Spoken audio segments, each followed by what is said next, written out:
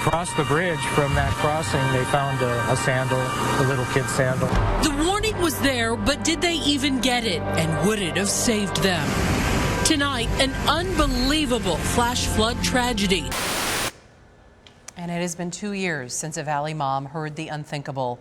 10 members of her family washed away, drowning in a flash flood near Payson. A wall of water and debris from a recent monsoon storm swept them away. Tonight, in an ABC 15 exclusive, that mom talks about that terrible day. Why she thinks the Forest Service could have done more. And despite her loss, she says the public shouldn't live in fear. ABC 15 Sonu Wasu with her story.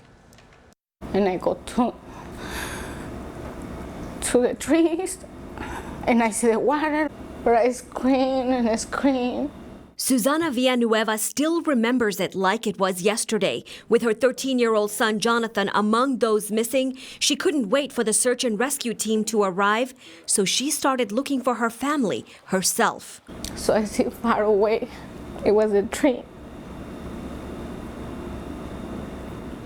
And my niece was there. Then the unbearable sight, the lifeless body of 5-year-old Mia, her niece, just the beginning of her torment.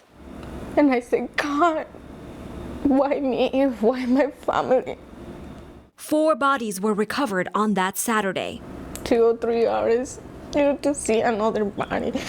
5 more the next day. They included her mother, her sisters, and one of them was her son. I can't handle it.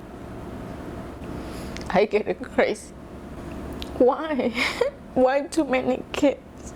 Susana's brother-in-law was found days later. It was too much. In all, 10 people dead, 5 of them children, 3 generations of her family gone. Family members said they received no flash flood warning. No. So what happened here? A year ago, we asked the Gila County Sheriff if this tragedy could have been prevented, and this is what they told us then. There always is, after any type of an incident like this, that, what more could we have done? And it all comes back to this is a tough area to do anything. In 2018, ABC 15 obtained emails and reports from Forest Service officials showing they knew the danger existed, that monsoon storms were expected to bring massive flash floods. But according to these documents, there was no discussion on how to alert visitors. Why these people don't put more signs, So how does it cost one sign? $1 million?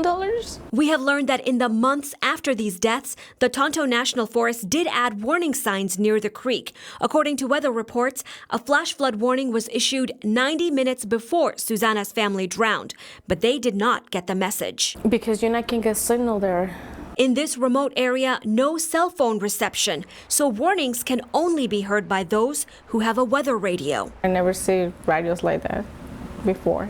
So has anything changed 2 years after this tragedy? We reached out to the Gila County Sheriff's Office again. They said currently there's still no warning system that includes a siren or an alarm to warn people. They did, however, implement the Ready, Set, Go program that includes evacuation steps and tips in case of an emergency like flooding. Susana expects more changes to be made by the government. At the very least, she demands a better warning system be put in place. It's not fair because it was 10 members of my family. No porque lo que pasó en mi familia. In the meantime, she's warning others to be cautious. She says to always check the weather, to research the area, and to be prepared in case of an emergency. The last time Susana visited this area was last year, on the first anniversary of this tragedy.